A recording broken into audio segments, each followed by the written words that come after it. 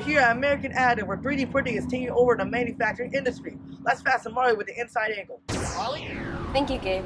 American Additive was created in 2017, which is a growing 3D printing service. I have CEO James Wisnick here with me now.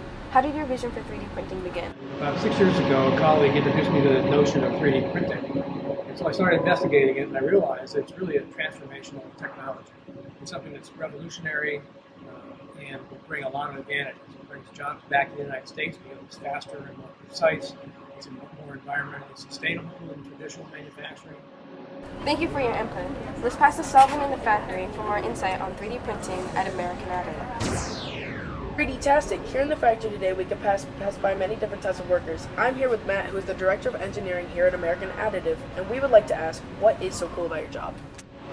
My job entails overseeing the engineering and the operations here at American Additive. As well as engineering and operations, I also work in some sales and business development. I interface with customers and make sure we understand their application, their needs, and provide them a 3D printed part that fits their need and fulfills their issue.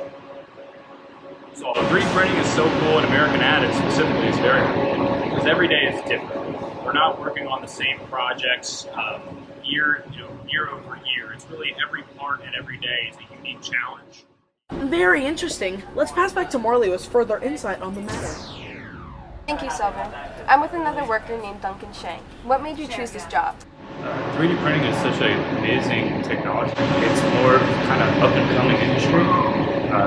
Most people know when you think of manufacturing, it's subtractive manufacturing, machining.